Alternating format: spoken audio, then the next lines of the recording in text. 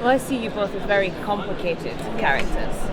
We got to see a little bit of your backstory in the last season with, when the bomb dropped and everything. Will we get to see any more of your backstory, and will we get to see any of yours? Not as much as I would like. I mean, if I was in charge, I'd have, Wait, what you're not we'll discover. I try my best, love. But you'll get to find out more by implication and inference. But I don't get to do as much of that as I'd liked. I mean, maybe in the future I will. But that story does get eked out a little. I get confused between season 3 and season 4. I know. There's a lot of talk about.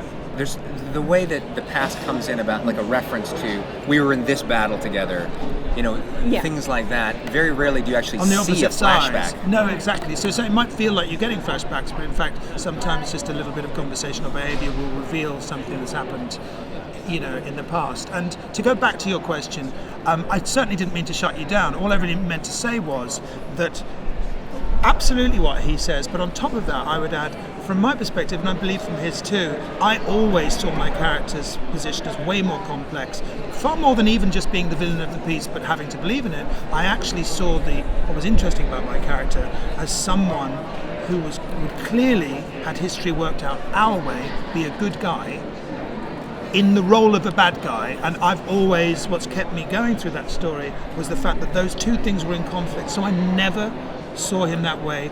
Not only did I not see him that way, I thought that's what makes him interesting, is that even in the first season, that there were opportunities to see the good side of him as well.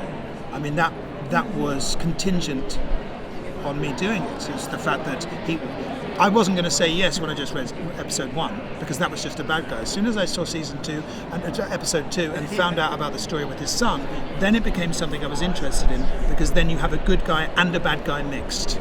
And that was there present in the first season. Whether it's become more obvious, but all I would say is that the seeds of that were there from the start, and that was very, very important. I think similar to you.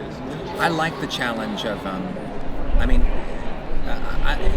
the first time you really see Keto in any, he sort of comes in and out in episode 1, but in episode 2 you see him interrogating Frank, and then he kills his sister and children. So it's not your nicest.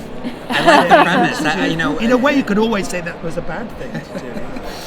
I like the challenge of starting from that point. Yeah. But then the one line he has at the end of that episode, he says, "I am not a monster," and so you have to, that's been such a touchstone for us. We've come back to that a lot, which is that, he means that. And so what is that? And so it's sort of been the great puzzle and the thing of great interest, which is to sort of tell that story. So when you say that you find yourself empathizing with us or privy to a different point of view than maybe you had at the beginning, that's tremendously gratifying for us, and a real, it's very appreciated, because that's sort of what we're trying to do. We're trying to tell our stories. Yeah, and what's also true is that, what you perceive as happening over the seasons, in a small way happens over season 1. Our most evil moments are in the first couple of episodes. Yep.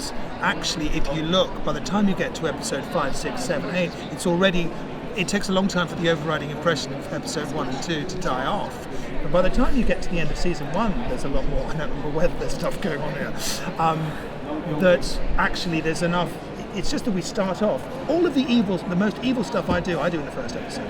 If we can start with where Rufus said that we do some of our most evil things at the very beginning of season 1. As far as Keto is concerned, there are several things that he does in season 3 that are, he does a couple of really big things in season 3 that hopefully, if there's been a progression, you will view them in a way that's more complex than them just being evil. Hopefully. Hopefully. Yes.